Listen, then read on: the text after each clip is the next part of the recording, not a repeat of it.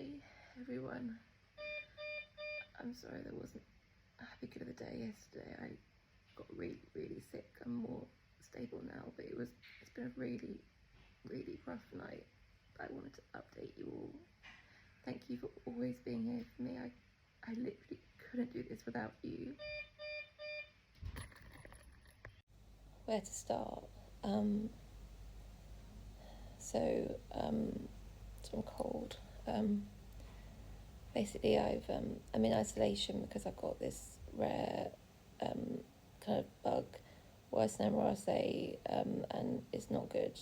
And I was just a carrier of it, but then yesterday I got worse, headaches and temperatures, and I, as my team know, I saw them in the morning and they were like, "Ruth, we know you can deteriorate like that, and you can seem fine, and even when you're okay, you're not. You just dive off a cliff with your obs and bloods." And they reiterated that to the on-call team, and then I did go off the cliff for a bit. I'm back on the edge, but not off the cliff. But unfortunately, I'm not just a carrier anymore. Sorry if I'm foggy explaining everything.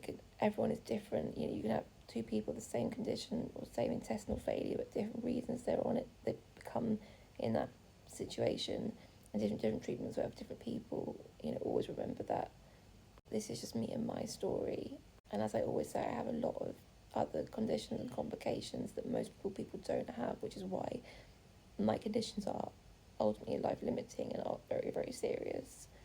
So yeah, my lifeline is very highly likely infected with this bug, and it's in my bloodstream definitely, but you can latch on to other things, and I'm on an antibiotic now, right? But it's one that no one's ever heard of on the ward. The pharmacist had to come in, the consultant pharmacist had to come in from a home. He got called to come into the hospital to sort it out and find it and source it. It's really over 3 hours, 3 times a day, and yeah, it's really rare, but it's a multi-drug resistant one. I think it begins with a C, but I can't remember its full title. But yeah, when the on-call pharmacist is coming in from home, it's serious. And sorry, I was just sorry, I'm better now. Nausea and sickness and vomiting. Yay. People think, it stops if you have intestinal failure. No, there's lots of symptoms continue, but that's why we try and manage them best. It's about quality of life. The antibiotics I'm on now, and that's good, but it is really a bit of a bastard, as my consultant said, and he was here till late looking after me, and he's amazing. They all are amazing on here. And Mum stayed past midnight and just held my hand, and seeing Dad emotional, he never gets emotional. And like when your dad's emotional, he's like, "I'm so proud of you, Ruth, being so brave." And talking about things like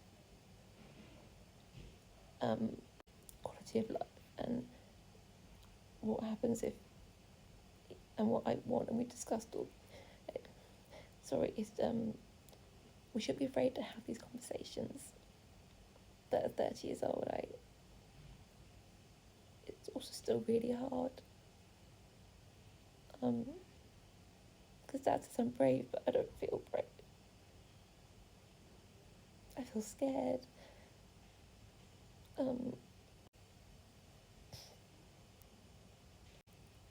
Sorry, and all your love and comments makes me emotional in a good way, because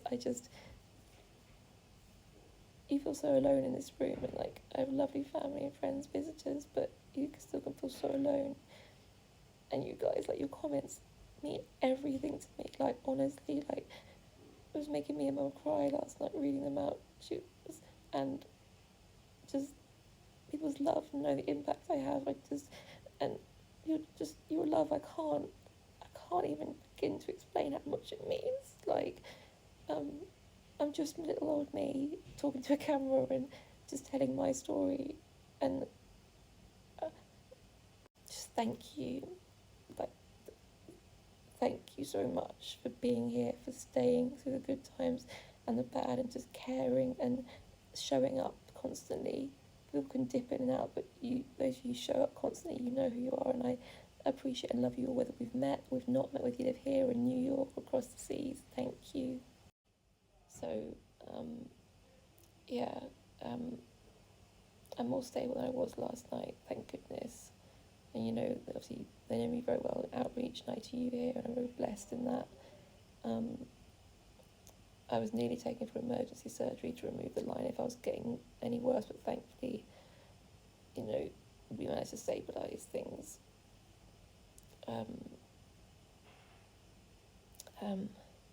I know again I look well, but I wish, when people go to me, oh, you can't be that sick, I'm like, I wish that was true. I wish that was, but it's not. And yeah, again, I don't really care if people don't believe me. That's their problem. Like, I've literally not got the time. Like, literally, I've not got the time to waste on people like that. And you guys support me so much and love me, and you know my family, the truth, my team, and that's all I need is people that love me and know me. And like, I'm proud of myself for having a thicker skin because I didn't used to. But literally, I don't have the time to waste. And I can't help being sassy and beautiful and looking great when actually I'm really, really, really, really poorly. Still got a bit of sass in me still. Oh, that makes me dizzy, jeez. I am sassy, but I forget again how sick I am. Even my consultant said, Ruth, you forget how poorly you really are. I was like, oh yeah. And it's a balance with breathing, because you need oxygen, obviously. You want the sats at a certain level, but you don't want to over-oxygenate, because then I had high CO2 levels. I had respiratory acidosis a lot, and then that leads me to ventilate, and just all other problems, is that floppy lungs, EDS, and then trying to manage the kidneys, and then the bladder, and I need surgery for that, and then my kidneys and stones, and then all the infections and my lines, and then nutrition, and just so one thing after the other, and Addison's managing, and it's a constant,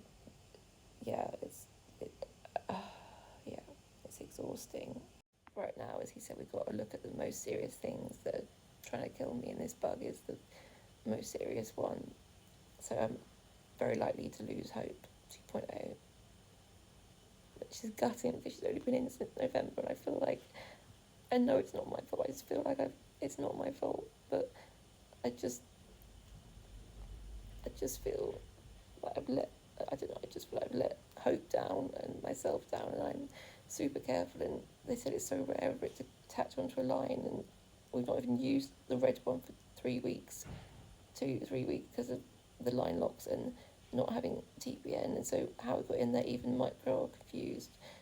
But I'm likely going to need surgery to remove it, because it's tricky to remove mine, and then temporary lines in, and then try and beat this bug before it beats me.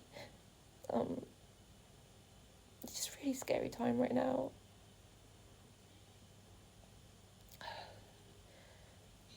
But I love you all, and I wanted to update you all. And just thank you for caring and being here, and thank you.